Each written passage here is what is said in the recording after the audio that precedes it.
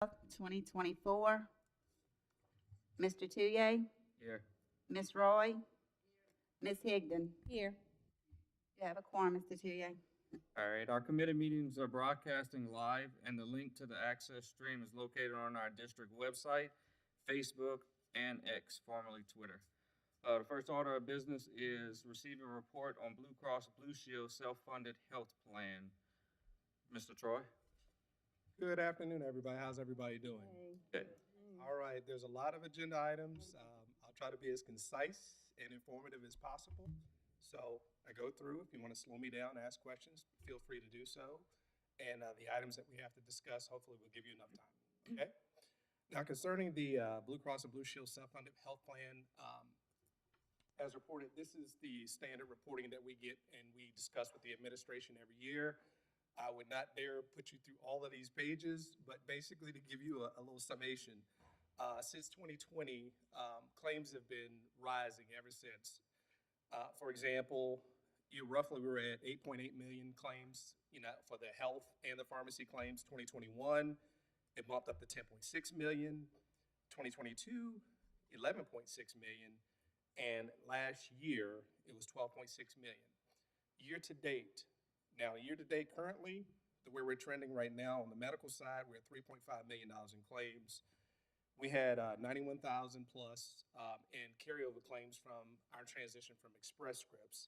And then adding in, which is not on this report, the 1.4, roughly 1.5 million from the Med Impact claims, we're roughly at $5,097,352,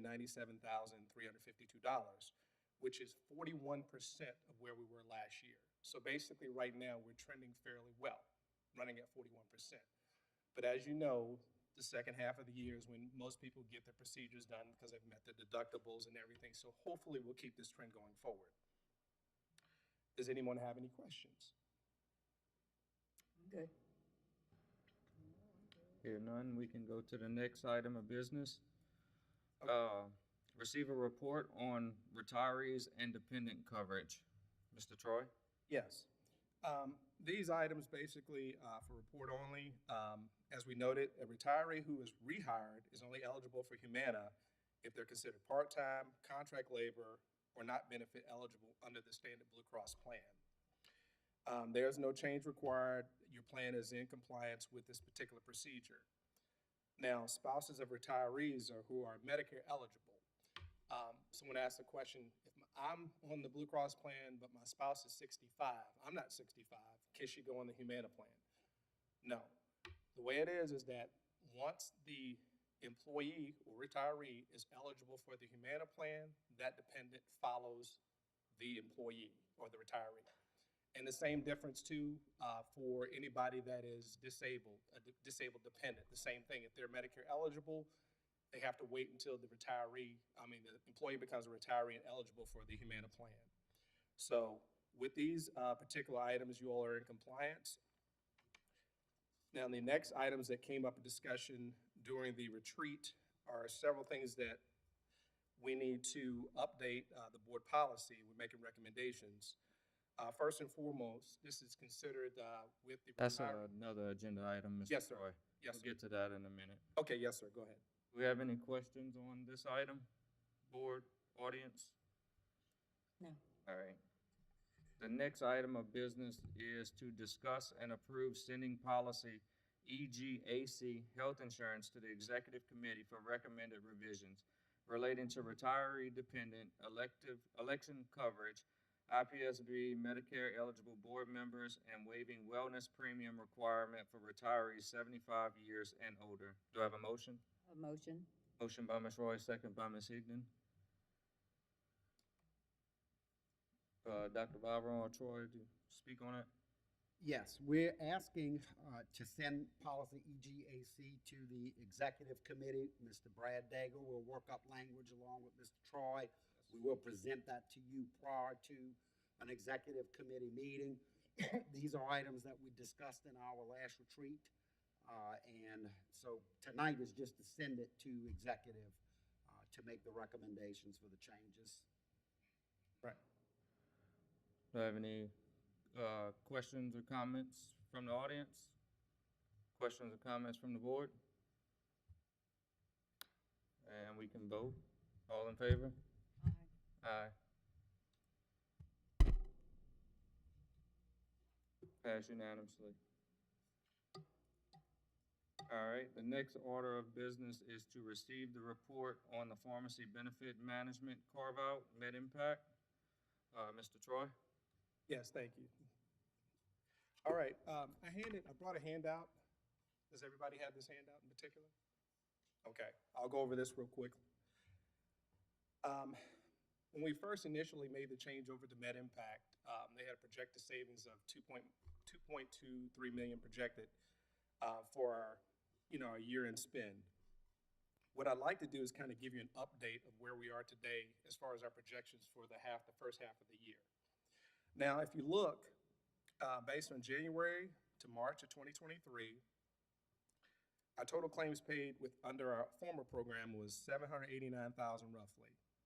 Under MedImpact for this year, from January to March 2024, it was $642,000, almost $643,000, a savings of almost $147,000. The second quarter of 2023, under our former program, under Express Scripts, we spent a little over $1.1 million. In the second quarter of 2024, this year, we spent $855,000 roughly, a savings of $258,251. Now, if you go down, I want to give you a projection and show you all the savings components that we have to date. In the first quarter, obviously, I just read that we met, we have $146,000, almost $147,000 in retail cost savings. Rebate savings, projected $365,000, almost $366,000. The utilization management savings, $37,000, and the copay assist, which was almost $3,300. So projected $552,000, almost $553,000 in savings. Now in the second quarter, the ingredient savings, $258,000 roughly. The rebate savings are coming in because of the CrowdStrike epidemic, across the world, especially in the United States with all the vendors. So they're still getting all the information together. So hopefully we'll have that report by the end of this week, hopefully, and I'll be able to hopefully come back. That's when the computer hacks and all that stuff across the country, Oh, okay. affected the pharmaceutical companies, their reporting and various other things with their systems. So it slowed it down just a little bit. So we'll get that figure to add it back in. But we were able to get the utilization management figure, which is roughly, it increased almost to $76,000.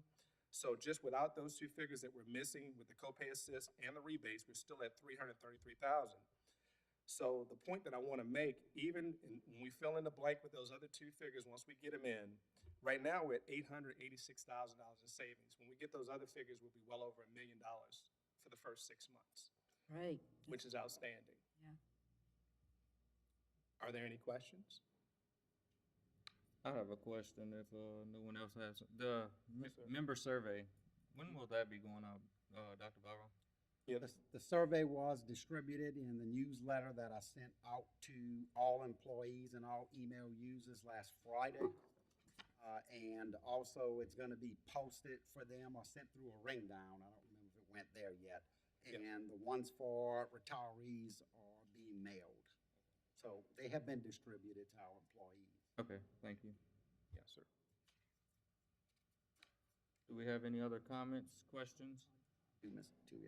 Go ahead, Dr. Barrow. I just want to state at this point, when we look at the Blue Cross experience so far, and we look at this experience so far, Blue Cross stayed the same basically as far as the health insurance. So those claims, the trending went down so far for the half a year, which is good and can help us start building that expense account back up. But if this continues with MedImpact, it should exceed the projected savings or reduction in costs for the prescription benefit program, which really can help to shore up those insurance funds. Yes. So, and Troy and Brad have worked just tirelessly to make sure to resolve issues. We did put a flyer out to our employees as well, which was included in that newsletter that went out to all employees Friday, which you get a copy of that as well when we send it. That's the one that's called the In Touch, In Tune in Iberville, and by department, we make sure employees are getting lots of information. But case by case, as some of the issues have come, they have individually worked with MedImpact to try to get these cases resolved. And in most cases, the overwhelming majority, it's been a processing error on the part of pharmacies. And some of the more complicated cases, they've been able to work with.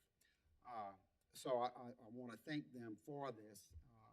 So as a result, we're getting ready to kick off open enrollment pretty soon again. We're not recommending any changes to either the PBM or the Blue Cross plan. We're also not asking for any increase in premiums, which I know that means a lot to you all. And we're also not asking for any reduction in benefits. Right. On that health plan. Fantastic. I just want to add to that, no increase in premiums. It's been 12 years, I think you told us. When the 2025 plan rolls around, it will be 13 plan years in a row that employees have not had an increase in insurance premium. Anytime the premium needed to be increased, this board has used the local revenue that we collect via sales taxes and property taxes to cover that difference. There's an agenda item coming up a little bit later in regards to Humana. There will be an increase on that premium, but we will be recommending next month, once we know what that increase is, that the board absorb the cost of that. Right. And one of the reasons we were able to do that is because of this cost savings with the plan change that we did make this year with pharmacy benefits. Yes. Fantastic. Very good, Dr. Brown. Thank you. All right. So the next order of business, receive a report regarding cost estimates for adding weight loss prescription drug coverage. Right. And this, Troy? yes, and this kind of chimes into what Dr. Byron was saying. He said, important fact, he said that the claims are trending lower than they were before. And so we were asked and charged to review these new weight loss drugs because we know that they're beneficial and they have some benefits, dual benefits from the heart and weight loss as well. One of the things that we were able to do is we're able to get MedImpact to do an intense study to show, what trends are, other school boards, other clients across the country. And one of the things in particular, as you'll notice, is the GLP-1 drugs, in particular, Wegovy, Zepbound, and Saxenda. If we were able to add these drugs to the plan, the first column, 2024, you see that the total impact would be $415,776.30. That's just if we added it this year. But let me bring this point home. That is just based on the identifiable people on the plan today that we think would possibly use it. And we all know that once other people start using it, guess what's going to happen? Others are going to start using it. So I will say that figure is conservative. I think that number is more like 800,000 because it will double. And so going across, even in 2025, if you double that, you'll be over 1 million and so forth, 1.4 million in 2026. And 2027, you'll be at 1.8, $1.9 million if you double it. And I'm not being conservative on those figures at all because I know exactly how it will ramp up. So at this point in time, based on the cost of these drugs too, you're talking anywhere from $1,100 to $1,900 a pop. We don't recommend, as your consultants, that you all take on these drugs right now as far as adding them to the program because of the simple fact, like Dr. Byron brought home, that we're trending well, we have savings in place. This right here, because you can't really budget for something like this without experience. So what I suggest that we do is we revisit it next year and look and see if the market has settled a little bit more and see if things have changed as far as like the requirements and various other things. But as far as other clients, I even polled Blue Cross. Blue Cross is not covering these drugs because of the expense. So we recommend that we not do this at this point. Are there any questions? Any questions, comments? All right, But I will add also that we will work with any member that needs to get any of these prescriptions with MedImpact to try to find them coupon programs or any type of grant programs that may be able to help to defray their costs as well. Okay? good deal. Thank you. All right, the next order of business, receive the report on the Humana Medicare Advantage Plan. Okay. As Dr. Viron mentioned, the plan is running well right now. The premium is at $354.15. But what Medicare has to do is Medicare is enhancing their plans. They're going to add, they're going to lower out-of-pocket expenses for drugs and various other things, federally mandated things that they're going to add to the plan. So whenever there's a plan enhancement, guess what? You know what's going to happen. The price is going to increase. So it's a no-brainer. We're going to get an increase. How much, we really don't know, because I think it's going to be a combination of our utilization and the federally mandated enhancements to the benefits. So we hope to have this renewal within the next few weeks. So we will come back to you and let you all know. All right, any comments on that? Questions? No. Hear none. And then the next order of business, receive a report on additional employee elective benefits and stop-loss reinsurance plan.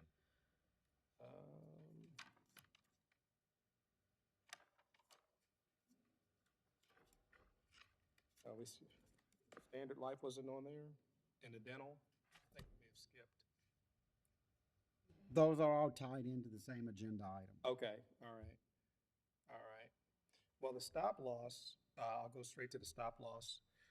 There are no claimants at 50% currently of the $300,000 individual deductible through July, which is very good. So that means that we don't have any particular high dollar claimants that we're going to have to pay for going forward. As far as the renewal is concerned, we should start getting those numbers, I would project to say in September, so that way we can look at the stop loss numbers back from Blue Cross around that time.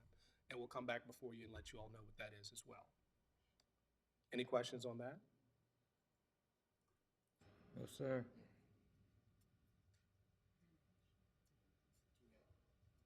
Dr. So, Barrow? On this item, we have on the main sheet that you have with the summary, the Right. standard group life, the dental and vision, Right.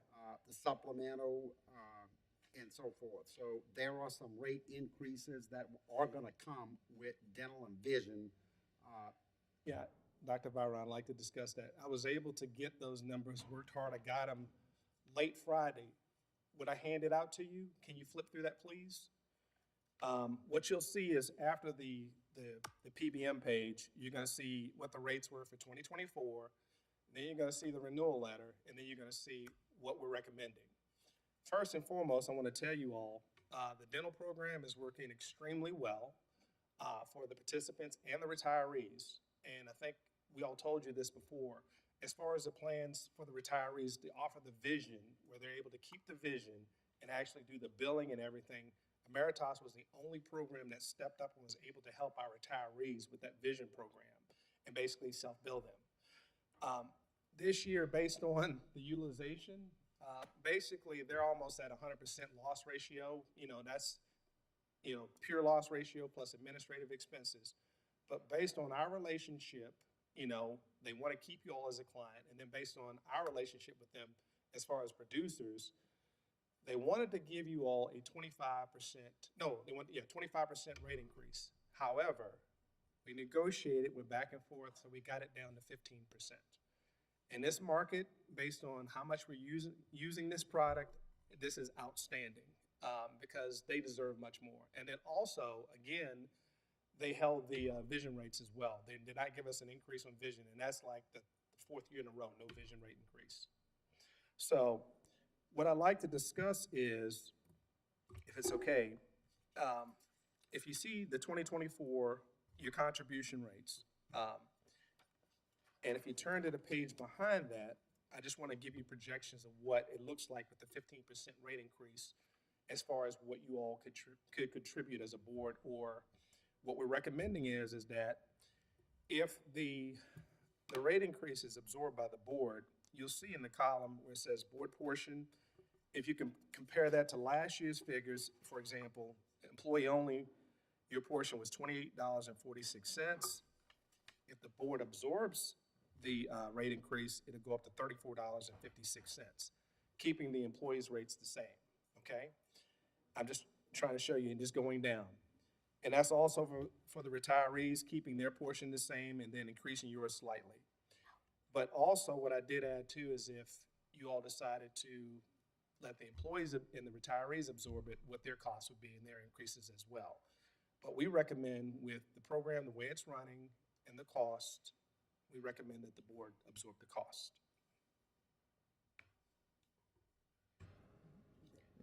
Dr. Barrow? When the agenda was published, we didn't have this last information. Correct.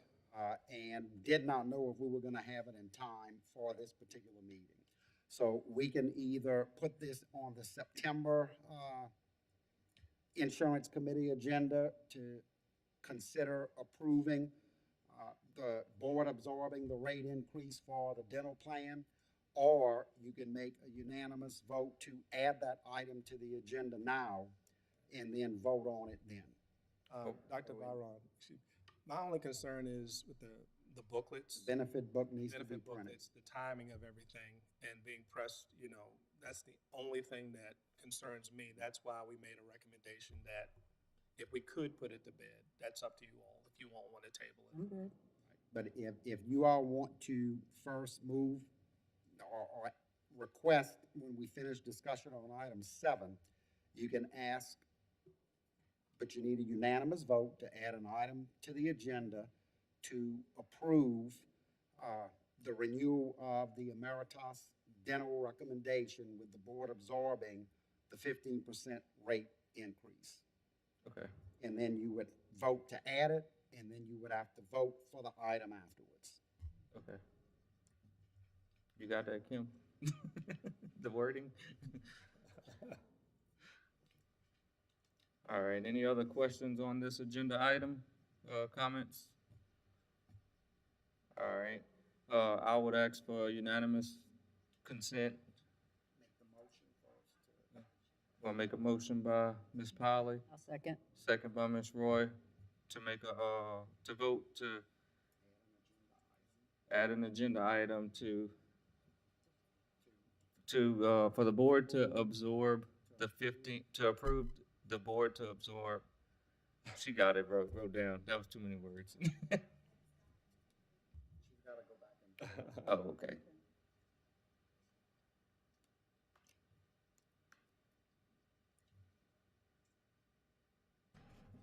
Can I make a comment at the moment? Yeah. Troy, can you explain why are you recommending us do this now? Again, you mentioned it, I didn't really hear you. Oh. Why do you recommend us absorbing? Just now, well, you know, the timing of the booklets, you know, communicating the rates to the employees, I mean, we're like at the 11th hour, you know, and if we wait a little further, then you see what I'm saying, it won't make the booklet correctly. You know, that's the reason why, you know, that we were just recommending it. Yes, sir. And Mr. Touye,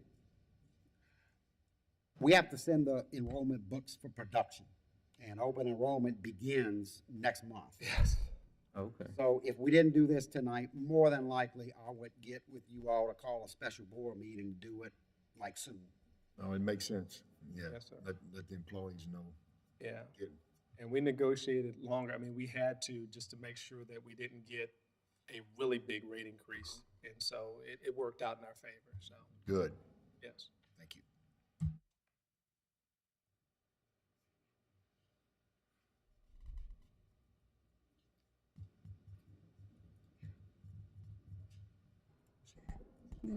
Can you read it? Tell me exactly the wording that I need to, please?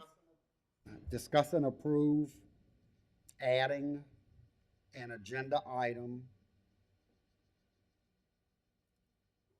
to renew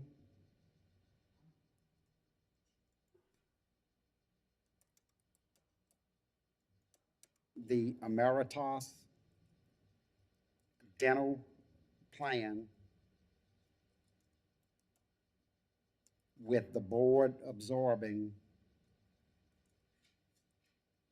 the recommended rate increase.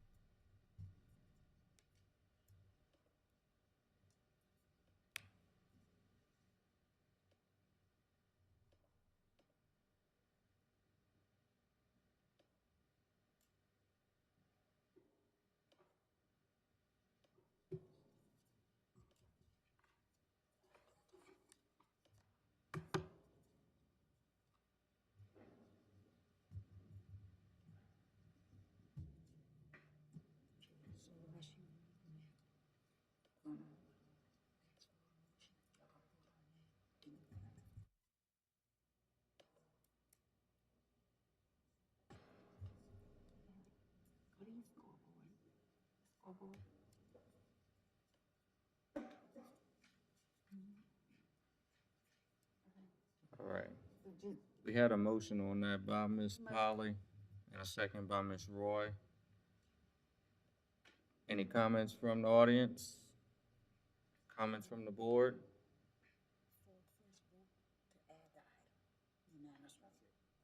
Yeah. Yeah. And now we'll vote. Aye. Aye. Aye. Passes unanimously. And then now we'll vote on the actual, approve to renew the Emeritus Dental Plan with the board absorbing the recommended rate increase. Do I have a motion? I'll make a motion. Motion by Ms. second. Polly, second by Ms. Roy. Comments from the board? Comments from the audience? All in favor? Aye. Aye. Passed unanimously. And do I have a motion to adjourn? Make a motion. Motion by Ms. Polly, second by Ms. Roy. We are adjourned. Thank you all.